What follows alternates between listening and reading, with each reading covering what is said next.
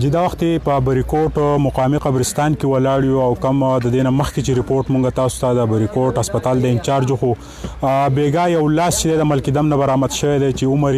60-65 سال ښودل کېږي او د پوسټ مارټم په غرض باندې بریکوټ هسپتال ته راوړی شو دغه لاس چې دی نو هغه په دې وخت کې د کنډیشن کې دی چې ډېر زیات چې دی هغه خراب شوی دی لاش او پلاستیک بیگ کې چې دی دغه لاش بند کړی شو د ټي ام ال کار لګیا دی په مقامی قبرستان کې چې د هغې لپاره قبر تیاری دا راته ووایي چې څونه وخت په قبر تیارېدو کې یاره جی تقریبا په ګنټه کې به تیار شي تقریبا ټیک د دې لپاره تاسو پراپر د جنازې سره تنظیم کړی دی او جی ټول پروګرام شوی دی لپاره اوس خنجي کړی دی جی دا وخت چې دا تاسو ګورئ چې دلته کې کوم قبر د دغه لا معلوم لاش لپاره چې دی هغه تیار کیږي او دغه لاش چې دی هغه بدلته کې دفناوهي او د دې په حواله کوم معلومات سو کخلینو د غالیګي پولیس سټیشن نه یا د بریکوټ هسپتال نه د دې په حواله باندې معلومات چې دی هغه تر سره کولای شي دا لاش چې کم دی نو عمر چې دی د 60 نه د 65 سال پورې چې دی خودل کېږي دا کم قبرستان چې دی د تحصیل قبرستان دی او په دې کې پراپر چې دی د جنازې هم تنظیم شوی دی او د دې لپاره چې کم قبر چې دی هغه هم تیار کړی شوی دی ایاز خان زنګ سره موجود دی ایاز خان درته وایي چې د دې لاش په حواله صحیح اطلاع ده او دا تاسو دلته چې دی عارضي به دفناوه کنه صحیح تنظیمات تاسو کړی بسم الله الرحمن الرحیم اطلاع خو دا و چې بیګا د شپې ماسوتن نه بعد ماته دغه غالیګي تاڼي نه ټلیفون شو چې دې یو لاوارث مسخ شد لاش ته او دغه هسپتال ته مونږ راوړی دی نو چې د پوسټ مارټم نه بعد تاسو دغه کې ځان ته حواله کوي دغه وکړي نو زموږ سره خو په خپل باندې چې ګندنو تا ته پته چوډو کې ټیمې د زدي لپاره څه پروګرام نشته یا ما چې ګندنو د منګوري ټیمې ته وی چې زم سره دی پروګرام نشته نا غوم دغه چې موږ دې ته نه یو جوړ خو دې ته وګوره موږ په سیرانه وړي صحیح بیا ما دلته مې هر څه چې د سپر سټاپ ټول دې ته دغه او لګیو بیا کپنه او د جنازې لپاره تاسو سپرا پر تنظیم بالکل د جنازې لپاره جنوس په لاره کو اعلان کو بس دا بوله کو ادا موږ تراغ وخت پورې دې زمکه تسپارو کسو کې میلاو شو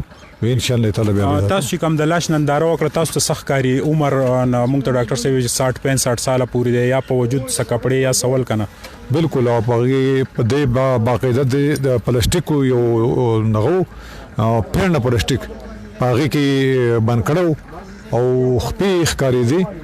او وخه پورشته لکه د ډیر زور هم نه دی او مته چې خپې ښکاری دي او سری پټو په پلاستیک کې بند نه مته چې به پوسټ مارټم ته چورنه سوې به ګیرو دغه دای او دغه شنو شره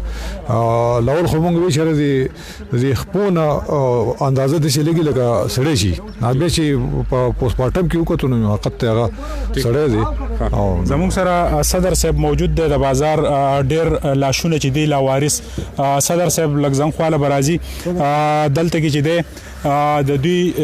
نه د دینه مخکې هم دنیا لاشونه چې دی هغه ته دوی غسل ورکړی دی او بیا د قبرستان کې دوی سپارلې دي صدر صاحب نن هم یو لاوارث لاش برآمد شوی دی او د دینه مخکې تاسو د دینه پز دا راته لږ تفصیل راکړئ د شي د دې لاشونو کوم تاسو په لاس باندې چې دی غسل ورکړی شوی دی تاسو چې د جنازې کړي نو دا یو لاش هم او د دینه مخکې چې څونه لاش سالو یو د مانیار دی اوس پکشته دی الله رحم دی د بچ د درې سلور چې کوم دي دا ناشنا دي دوه خسارو وارثان راغلي ول خو بیا واپس پرې خو چې دا مونږ شوړې دا بل ووم دی تم دا به یو بل له بر مخخ کړی دی او یو وا مونږ بنګوري ته زنانا هغه هو زموږ سره ورو زمینګوري ته بیا وړو وصل به ورکوي لاش بالکل ان شاء الله تعالی چې څونه زمونږ امید د رب نکیږي او کارو کې باقاعده به ورکو غسل به ورکو دی خو چې مونږ دي ماینه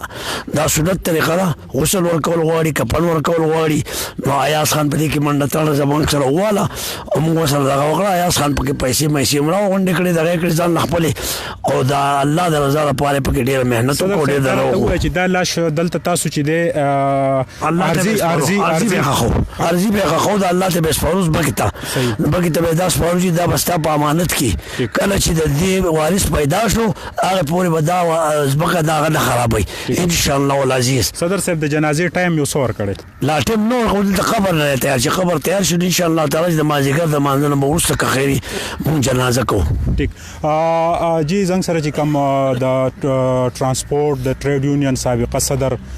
پیر منهاج الدین صاحب د په لاس باندې د دینه مخکې بشماره د سلاشونه چې دی هغه د غسل ورکړي چې هغه ته وسوک نږدې هم نشو ورتلې او وس چې کوم په هسپتال کې ریپورت جوړو نو هم الته کې دومره زیاته بدبوئی وا چې په هغه ریپورت جوړولو کې ته ډیره دشواري او بیا موږ یو کمرې ته رالو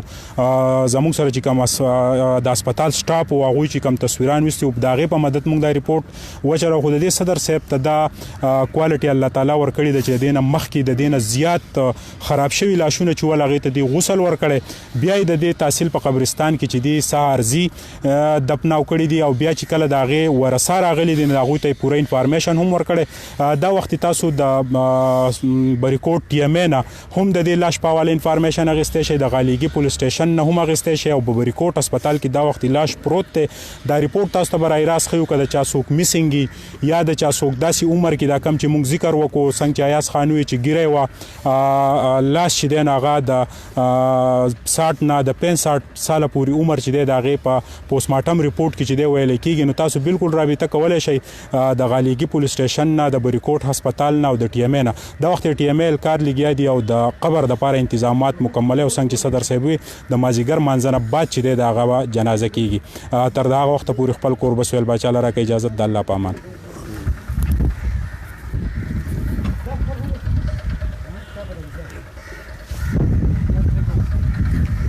راشه راکا تکه شیشه